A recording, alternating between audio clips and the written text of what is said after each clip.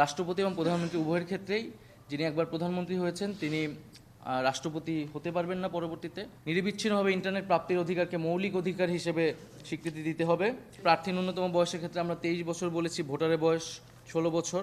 আমরা প্রধানমন্ত্রীর ক্ষমতার ক্ষেত্রে আমরা বলেছি যে 2 বারের বেশি প্রধানমন্ত্রী হতে পারবে না, টার্ম লিমিট থাকবে 2 বার। আমরা আজকের আলোচনাতে আমরা ক্ষমতার ভারসাম্য, আমাদের যে সংবিধানে এক ব্যক্তি কেন্দ্রিক একটি কাঠামো, প্রধানমন্ত্রীর কাছেই সব ক্ষমতা কুক্ষিগত, সেটার কিভাবে গণতন্ত্রায়ন করা যায়, রাজনৈতিক প্রভাবের বাইরে গিয়ে এবং এক ব্যক্তির প্রভাবের বা প্রধান নির্বাহীর বাইরে গিয়ে সাংবিধানিক যেই নিয়োগগুলো রয়েছে, প্রধান বিচারপতি এবং অন্যান্য যে নিয়োগগুলো রয়েছে, সেই নিয়োগগুলো কিভাবে আমরা বাস্তবায়ন করতে পারি এবং যে শান্তিপূর্ণ ক্ষমতা হস্তান্তরের প্রক্রিয়ার ক্ষেত্রে আমরা কোন ধরনের প্রাতিষ্ঠানিক নিয়ম তৈরি করতে পারি। এছাড়া নারীর ক্ষমতায়ন এবং বিচার বিভাগের স্বাধীনতা, মোটা দাগে এই মৌলিক বিষয়ের উপরে আমাদের আলোচনা ছিল। সেক্ষেত্রে আমরা প্রধানমন্ত্রীর ক্ষমতার ক্ষেত্রে আমরা বলেছি যে 2 বারের বেশি প্রধানমন্ত্রী হতে পারবে না, টার্ম লিমিট থাকবে 2 বার সর্বোচ্চ। রাষ্ট্রপতি এবং প্রধানমন্ত্রী উভয়ের ক্ষেত্রেই যিনি একবার প্রধানমন্ত্রী হয়েছেন তিনি রাষ্ট্রপতি হতে পারবেন না পরবর্তীতে। আমরা প্রধানমন্ত্রী শাসিত সরকার নয়, বরং মন্ত্রী পরিষদ শাসিত যে সরকার, সেটার প্রস্তাবনা দিয়েছি। এবং এছাড়া যেই এনসিসির ধারণা দেওয়া হয়েছিল ঐক্যমত্য কমিশনের পক্ষ থেকে, যে সাংবিধানিক কাউন্সিল, জাতীয় সাংবিধানিক কাউন্সিল, আমরা সেই জাতীয় সাংবিধানিক কাউন্সিলের ফরমেশন নিয়ে আলোচনা করা হয়েছে। সেখানে কিছু মতামত এসেছে। সাংবিধানিক কাউন্সিল হচ্ছে সাংবিধানিক যে গুরুত্বপূর্ণ পদ, সেই পদ নিয়োগগুলো দিবেন। এবং আইনসভার ক্ষেত্রে আমরা দ্বিকক্ষ বিশিষ্ট আইনসভাকে সমর্থন করেছি এবং উচ্চকক্ষ হতে হবে ভোটের আনুপাতিক, আসনের আনুপাতিক নয়। এবং নির্বাচনের আগেই উচ্চকক্ষের প্রার্থীর ঘোষণা দিতে হবে রাজনৈতিক দলগুলোকে। আমরা 100 আসনে নারী প্রার্থী প্রত্যক্ষ ভোটে প্রতিযোগিতা করে সংসদে যাবে, এ প্রস্তাবকে নীতিগতভাবে সমর্থন করেছি, কিন্তু এটার পদ্ধতি কি হবে সেটার কয়েকটা প্রস্তাবনা এসেছে, সেটা এখনো আমরা চূড়ান্ত হয়নি, চলমান আছে সে আলোচনা।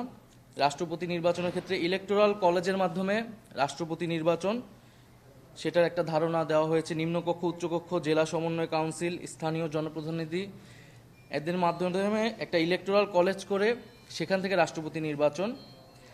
সংবিধান সংশোধনের ক্ষেত্রে গণভোট করা লাগবে। উচ্চকক্ষ নিম্নকক্ষের 2/3 মাধ্যমে হওয়ার পরেও আমাদের গণভোটে যেতে হবে সংবিধান সংশোধনের জন্য। আমরা বিচার বিভাগকে রাজনৈতিক প্রভাব মুক্ত করা নিয়ে আলোচনা করেছি, সেক্ষেত্রে কয়েকটি প্রস্তাবনা এসেছে। আলাদা সচিবালয় করা, বিচার বিভাগের জন্য আর্থিক স্বাধীনতা দেওয়া এবং বিভাগীয় বেঞ্চ তৈরি করা, জ্যেষ্ঠতার ভিত্তিতে সুপ্রিম জুডিশিয়াল কাউন্সিলের মাধ্যমে প্রধান বিচারপতি নিয়োগ করা এবং সেক্ষেত্রে উচ্চকক্ষের মতামত নেওয়া যায় কিনা সে বিষয়ে আমরা আলোচনা করেছি।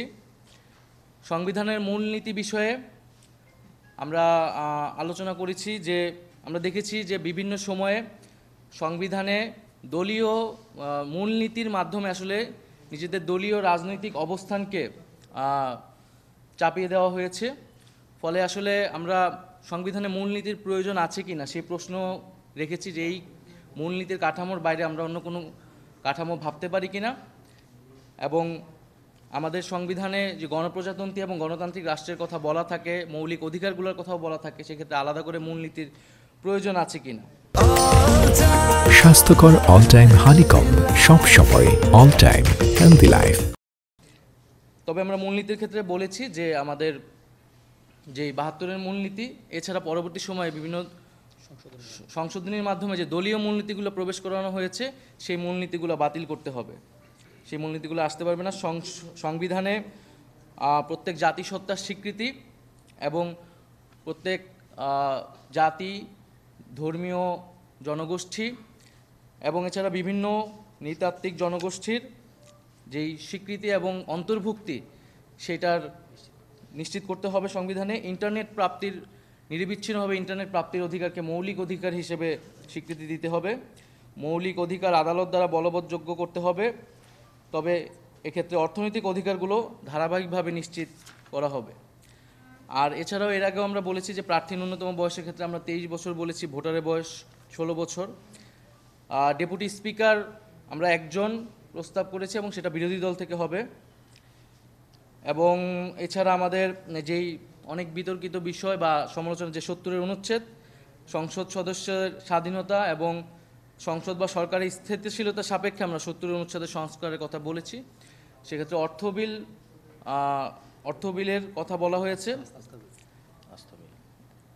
এবং স্বাধীন কমিশনের মাধ্যমে নতুন করে সীমানা পুনর্নির্ধারণের প্রস্তাব আমরা দিয়েছি।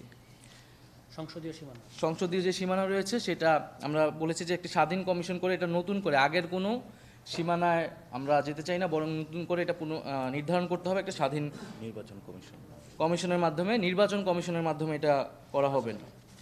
তো মোটা থেকে আমাদের আজকে এই বিষয়গুলো আলোচনা হয়েছে। এছাড়া যে পুলিশ সংস্কার কমিশনের স্প্রেডশিট দেওয়া হয়নি সে বিষয়ে আমরা উদ্বেগ প্রকাশ করেছি। এছাড়া আমাদের দুদক, পুলিশ সংস্কার কমিশন এবং জনপ্রশাসন সংস্কার কমিশন বিষয়ে আজকে কোনো আলোচনা হয় না, সেটা পরবর্তী যেদিন বৈঠক নির্ধারণ হবে সেদিন আসলে আলোচনা হবে।